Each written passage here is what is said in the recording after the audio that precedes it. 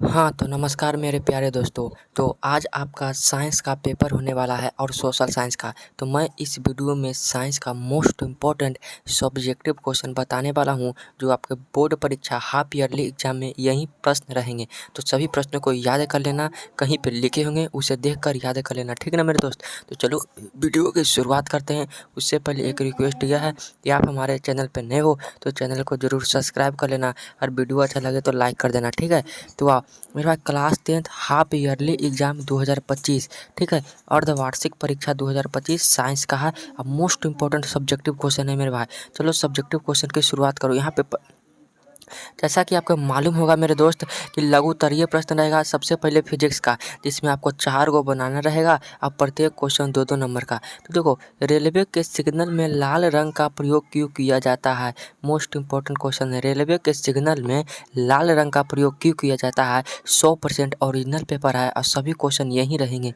हीरे में पूर्ण आंतरिक परिवर्तन के होने का कारण क्या है? मेरे भाई, जो हीरा होता है उसमें पूर्ण आंतरिक परिवर्तन होने का कारण क्या है? आपको याद होगा, लिख लेना मेरे दोस्त, ठीक है। अगला है कि फ्यूज के तार के 3 प्रमुख विशेषताओं को लिखें।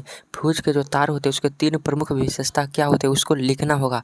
विद्युत धारा के चुंबकीय प्रभाव से संबंधित दक्षिण हस्त अंगूठा के नियम को लिखें।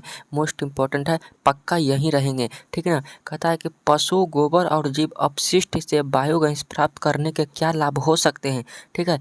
मात्र आपको 4 ही बनाना है और कुल 8 क्वेश्चन है, चुन चुन कर 4 बना लेना। घरेलू विद्युत परिपथों में श्रेणी क्रम संयोजन का उपयोग क्यों कहीं नहीं किया जाता है? पवन ऊर्जा प्राप्त करने का क्या फ़ायदे हैं? जो पवन ऊर्जा होते हैं उससे प्राप्त करने का क्या फ़ायदे होते हैं? ज्वारीय ऊर्जा कैसे उत्पन्न होती है? लघु उत्तरीय क्वेश्चन हो गया, जिसमें आपको 4 बनाना है। अब दीर्घ उत्तरीय क्वेश्चन है, जो प्रत्येक क्वेश्चन 6 नंबर का रहेगा और 1 बनाना है, ठीक ना। कहता है किरण आरेख की मदद से उत्तल और अवतल लेंस के प्रथम और द्वितीय फोकस को समझाएं, ठीक ना। प्रथम फोकस और द्वितीय फोकस समझाना उत्तल लेंस और अवतल लेंस में। या 10वां आप बना लीजिएगा कि डायनेमो क्या है, इसके सिद्धांत और क्रिया का स्वच्छ चित्र के सहारे वर्णन करना है, ठीक है। अब आप केमिस्ट्री के ऊपर चर्चा करते हैं मेरे भाई। रसायन शास्त्र, तो रसायन शास्त्र भी 4 गो रहेगा, प्रत्येक क्वेश्चन 2-2 नंबर का बनाना है आपको। 11 नंबर क्वेश्चन है, उदाहरण सहित किसी अवक्षेपण अभिक्रिया का वर्णन करें। मतलब अवक्षेपण अभिक्रिया क्या होती है उसको लिखना है और उसका उदाहरण देना है, ठीक है। कहता है कि आयोडीन युक्त नमक के उपयोग की सलाह क्यों दी जाती है? मतलब जो आयोडीन युक्त नमक होता है उसका उपयोग की सलाह क्यों दी जाती है? 13 है, मनुष्य के उदर में स्रावित होने वाले HCl अम्ल की कार्य पद्धति का वर्णन करना है, ठीक है। नेक्स्ट है, संतृप्त और असंतृप्त हाइड्रोकार्बन में अंतर लिखे, प्रत्येक का एक उदाहरण दे, ठीक है। याद कर लेना, 4 ही बनाना है आपको। संयोजन अभिक्रिया को परिभाषित करे, ऊष्माक्षेपी अभिक्रिया का एक उदाहरण भी दे, ठीक है। 16 है, सिरका क्या है, इसका उपयोग बताएं। एस्टीकरण की क्रिया किसे कहते हैं, समीकरण द्वारा समझाएं। ये सब इम्पोर्टेंट है। ड्रिप सिंचाई व्यवस्था क्या है, ड्रिप सिंचाई व्यवस्था क्या है, ठीक है। अब दीर्घ उत्तरीय भी आपको 1 बनाना है, प्रत्येक 5 नंबर का रहेगा। रासायनिक बंधन किसे कहते हैं?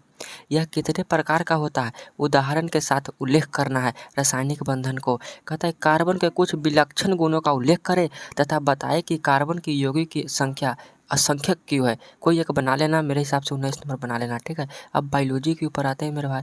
बायोलॉजी भी उसी तरीके से जिस तरह से फिजिक्स 4 बनाना है, प्रत्येक को 2 नंबर का रहेगा। पहला है, अमाशय में पाचक रस की क्या भूमिका है? जो हमारा अमाशय होता है उसमें पाचक रस की क्या भूमिका है? 22 है, मछली, केंचुआ, मच्छर और मनुष्य के श्वसन अंगों का नाम लिखना है। 23 है, बिल्कुल हल्का हल्का क्वेश्चन है और सब आपको आते ही होंगे, तो मात्र आपको 4 बनाना है, कोई एक 4 चुनकर बना लेना। मनुष्य में रक्त का द्विगुण परिसंचरण क्या है? 24 है, डायलिसिस का सिद्धांत क्या है? 25 है, तंत्रिका के कार्य क्या है, ठीक है। ये सब याद करना और लिख लेना मेरे भाई, काहे कि यही सब रहेंगे। कहता है मनुष्य में होने वाले सामान्य लैंगिक संचरित रोगों के नाम लिखना है। 27 है, समजात एवं समरूप अंगों के आप क्या समझते हैं? और 28 है, क्या होगा यदि हम एक पोषी स्तर के सभी जीवों का समाप्त कर दें? अगर पोषी स्तर के जितना भी जीव है उसको हम समाप्त कर देंगे तो क्या होगा ब्रह्मांड में, यह बताना है। अब लॉन्ग क्वेश्चन मेरे दोस्त, यह भी याद करना है, 1 बनाना है, 5 नंबर का रहेगा।